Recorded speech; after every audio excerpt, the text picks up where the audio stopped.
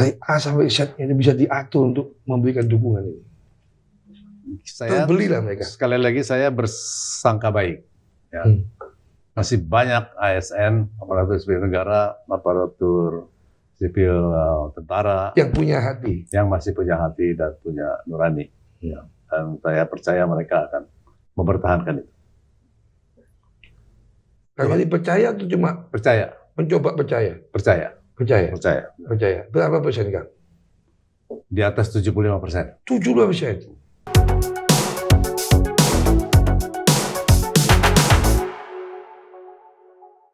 Kang Eri, Ya. tadi kita sudah bicara banyak etika dan sebagainya. Sekarang kita coba pakai parameter angka-angka, Kang. Ada seorang pengusaha itu sampai ngajak makan malam saya, dia jelasin bahwa sebetulnya kalau Presiden bisa membaca reaksi dunia usaha, itu bisa dilihat di angka-angka bursa efek misalnya. Tanpa pengusaha harus bersuara, menggalang demonstrasi dan sebagainya. Kan yang biasa demo buruh kan, bukan pengusahanya kan. Nah, ya. Menurut Kang Eri gimana itu? Oh iya, sentimen itu kan berpengaruh juga di pasar modal. Dan sentimen itu bisa bukan hanya sentimen komersial, sentimen politik pun berpengaruh. Dan kalau dibiarkan bisa... Artinya itu bisa juga mewakili suara hati mereka yang tidak setuju gitu. Betul, ya? betul. Mewakili mereka yang aktif di pasar modal. Perusahaan-perusahaan yang listing, perusahaan-perusahaan yang berjual beli saham di sana, itu semuanya karena mereka juga tuntutan itu ya terwakili. Dengan indeks dengan turunnya indeks itu. Ya. Karena teman saya itu mengatakan catatannya adalah mereka berpikir bagaimana menghindari kepemimpinan ke depan itu yang dipersepsikan high cost. Betul. Ya. Ya, begitu high cost ya. Semua biaya produksi naik. Ya. Laba turun, ya, saham juga akan berkurang. Ya. Padahal mereka itu mengapresiasi 10 tahun Pak Jokowi ini. Bahwa dianggap 9 tahun. 9 tahun ya, belum 10 ya. Belum. Kang ini agak detail sekarang tentang Pak Jokowi ini. Setelah dipilih 2 kali ya. Agak detail ini. Selisih 1 penting juga ya. Penting. Ngeri, Pak. Karena nodanya itu muncul di tahun ke-10. Tahun ke-10 ya. Oke. Berarti tahun depan kita ketemu lagi jangan-jangan udah terus sampai bulan dan hari nih. Ibarat susu sebelanga rusak oleh nila setitik. Ya. Menurutnya nilainya setitik apa 2 titik atau 3 titik? Iya. Kalau angka prank 2 nih. Tapi titik nepotisme ini paling. Ya. Nah disitulah kan banyak juga yang katakanlah komunitas Jawa ya kaget. Harusnya Pak Jokowi memahami nilai-nilai itu. Betul. Dan filosofi-filosofi itu, apalagi dengan pengalaman hidupnya yang panjang, ya, penuh dengan penderitaan, gejolak, harusnya lebih mawas ya, istilahnya. Enggak, saya lapor sama bos saya yang kebetulan mantan Panglima. Waktu saya lapor, Pak, saya ini maklumat Juanda gini. Oh, enggak apa-apa, bagus. Terus dia mengeluarkan kata-kata, ya maklumlah Pak Eri, apa? Kuasa itu memikul lupa. Oke. Ada bahasa Jawa itu, bahasa Jawanya. Minggul lali, kuoso minggul lali. Nah, itu yang terjadi. Ya. Tapi mungkin digabung dengan ini Kang Edi. Zaman edan. Orang melu edan ketinggalan, orang keduman gitu. Tapi dia meniru yang edan yang mana? Saya kan nggak mengatakan beliau kan. Saya cuma nambah bahasa ini. Gawat ini. Nah, tapi kayaknya Presiden juga nggak mau tahu mendengarkan suara dunia usaha itu kan. Buktinya waktu di IKN dijawab oleh beliau. CEO, pengusaha, jangan berpolitik. Padahal di HIPMI Kadin dia bilang berpartisipasi katanya. Kita boleh tergantung panggung. Tergantung panggung ya. Ya sama ketika dulu ditanya Mas Gibran bilang belum cukup umur. Iya. Ya?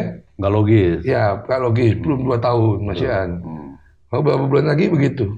Apa kuasa itu mampu membuat orang cepat lupa dengan perkataannya kan? Kalau menurut leluhur kita ya Begitu ya. Itu yang terjadi. Nah kalau gitu kita nggak akan pernah percaya pada pemimpin kita ke depan. Enggak, kita tetap harus bersangka baik. Tetap harus bersangka baik. Meskipun kita traumatik. Ya, kalau tidak berharap baik ya bikin susah kita sendiri. Gitu ya. Ya, mendingan kita melakukan apa saja yang bisa kita lakukan tanpa harus melanggar hukum, tapi memberikan desakan yang cukup lah. Yang cukup. Ya, fakta, data, ya siapa tahu bisa berubah. Artinya kita nggak boleh putus asa tentang Indonesia ini ya. Jangan. Sama dulu waktu kita masih jomblo kan. Meskipun ditolak, tetap aja nyari ya. Kalau nggak jomblo terus itu. Ya itu semangat itu harus ada terus. Harus. Menjadi Indonesia ini ya. Betul. Meskipun dikecewakan terus-menerus, tapi tetap harus optimis. Harus optimis. Mungkin Kang Heri, ada nggak nanti calon pemimpin ke depan kita yang akan mampu memberikan harapan? Ada. Ada ya? Ya tetap kuncinya harapan ya. Kita berharap. Dan potensi itu adalah. Potensi itu ada. Nah, bagaimana Kang? Akan hidup di lingkungan juga dunia usaha ya. Bagaimana kalangan profesional, kalangan pengusaha, ownernya itu melihat ini, lalu dalam menyikapi planning ke depan. Ini kan sudah akhir tahun nih. Nah, mereka sangat sensitif untuk soal-soal seperti ini, karena itu akan mengganggu juga keberlanjutan konsistensi hukum misalnya, krisis, kemungkinan konflik dan sebagainya. Itu selalu dihitung sebagai risiko kan. Ya. Nah, dalam rangka manajemen risiko, mereka selalu menghitung itu dan mengantisipasi bagaimana memitigasinya. Ya.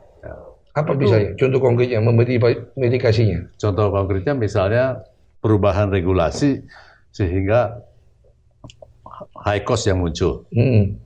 Atau kebijakan perubahan regulasi sehingga harga jadi turun. Oke. Nah, harga jual. Ya. Komoditi misalnya. Nah, itu kan akan berdampak berdampak signifikan terhadap. Berarti mereka tidak usaha. belanja. Iya, bisa tidak belanja, bisa juga rugi. Oke. Kalau tidak belanja berarti ada capex-nya sekarang nggak akan 100%. Betul. Sampai akhir tahun ini. Betul. Oke. Ke depan ada investasi juga ditunda. Akan begitu. Kalau dia melihat ketidakpastian yang terlalu signifikan, mereka akan mempertimbangkan kembali capex di masa yang akan datang. Ini kita bicara dalam negeri apa juga asing? Dua-duanya. Dua-duanya. Ya multinational company lebih lagi, mereka lebih sensitif lagi kan. Jadi nggak mungkin ada investasi. Dia akan mengurangi. Karena mereka melihat ini perubahan ini akan. Berarti mengganggu planning kita sampai mencapai 2045 dong. Sebetulnya itu yang membuat kita heran kan. Iya. Ya cuman kalau kita ngomong rakyat kan nggak mengerti soal itu. Buat rakyat yang penting. Ya presiden harusnya tahu kan? Hah? Presiden harusnya tahu dong. Harusnya tahu. Harusnya mengerti dong. Ya. Nggak mungkin presiden nggak mengerti ini bahasa-bahasa kita ini. Iya dong, mengerti. Cuman mungkin ada alasan lain yang kita tidak mengerti. Yang kita nggak mengerti. Ya. Begitu. Sehingga kita anggap dia nggak membuka hati. Atau terlalu pinter. Terlalu pintar. Kita yang ketinggalan. Kita yang dibodoh-bodohi ya. Ini luar biasa ini. Nanti kalau Presiden Jokowi sudah mengakhiri masa jabatannya, udah pulang ke Solo, kayaknya kita perlu buat podcast sama dia. Perlu. Supaya kita tahu. Perlu. Ya, kita sebenarnya itu gimana sih? Kita kunjungi, kita gali pelajaran-pelajaran penting. Dan saat itu mungkin Kang Heri kita nggak perlu ragu lagi, mungkin bahasanya sama kali ya, nggak berubah ya? Iya dong, harus. Atau memang itu kelakuan ya? Nggak, kalau kelakuan enggak lah. Ya? Bawaan juga enggak. Bawaan enggak ya? Itu respons terhadap dinamika politik. Nah, atau respon dinamika, kata kawan itu kan orang itu dalam pergaulan lingkungan, kayak kita dulu kecil dimarahin orang tua kita kalau bergaul sama yang preman, yang tukang berkelahi gitu kan. Karena lingkungan itu mampu merubah. Mengubah karakter orang itu. Tapi kalau bergaul sama yang rajin sholat, ya, rajin beribadah, rajin tawaduk sama orang tuanya, itu lingkungan akan buat dia seperti itu. Ya. Berarti mungkin Pak Jokowi ini karena tadi merangkul yang lain jadi berubah dia. Gini, saya tuh percaya Karena tidak ada orang yang bersih, ya kan? Tapi ada orang yang kita harapkan adalah orang yang otentik. Otentik itu artinya spesifik, dia punya sesuatu yang lebih dari yang lain. Dan ketika ditanyakan seperti apa, kalau saya boleh milih, saya memilih mantan santri daripada mantan nakal. Mantan santri? Iya. Mendingan mantan nakal daripada mantan santri. Oh, mantan preman dibanding mantan santri ya? Iya, karena sudah mantan preman dia. Iya. Kalau mantan santri kebalikan kelakuannya. Iya, betul. Ya, jadi saya takutnya kan ini, kata orang, mudah dipengaruhi lingkungan. Alasan persatuan itu kan akhirnya direduksi menjadi berkomplot. Ya kan? Saya lihat kan koalisi sekarang ini selalu mengatakan demi persatuan. Betul. Demi dan kemajuan. Ya, rekonsiliasi, kayak gitu. Rekonsiliasi. Tapi kok mengkhianati, kok ya meninggalkan, kok harus berbuat tadi melanggar aturan, kan gitu ya. Jadi memakai kata persatuan dan rekonsiliasi gitu. Itu kan covernya. Cover ya? Cover. Ya.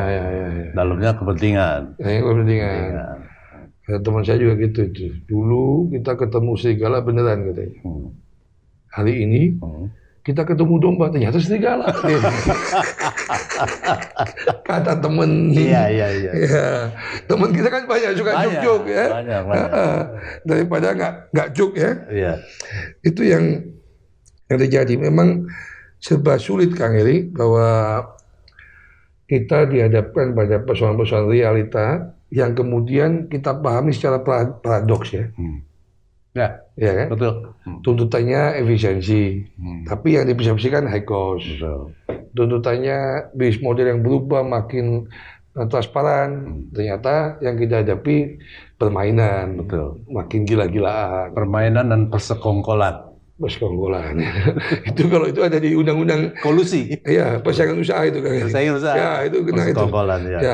Nah, perjanjian eksklusif itu. Eksklusif. Menimbulkan kartel, menimbulkan distorsi di pasar ya. Persaingan tidak sehat, betul. Nah, ini persaingan tidak sehat, kompetisi pemilu. Ya, perlu dijaga tadi ya. Perlu. Jaga pemilu. Laporan dengan cara teknologi. Ya, menggunakan sebagai teknologi driven ya. Memanfaatkan teknologi. Tapi bisa nggak? Apa dibuka atau digalang? Digalang dulu. Semakin banyak relawan, semakin paham caranya, semakin gampang, semakin mudah dia melaporkan kecurangan. Oke, Kak Heri, break dulu kita. Kegiatan seperti ini harus diperluas lah, dengan menyebarkan optimisme. Tidak ada yang tidak bisa diselesaikan kalau kita punya niat baik ya. Dan mudah-mudahan siapapun yang terpilih nanti tetap punya niat baik lah. Dan kita percaya. Ya, walaupun dia punya kepentingan, ya oke lah punya kepentingan. Tapi niat baik untuk menyejahterakan masyarakat itu harus tetap menjadi prioritas utama ya.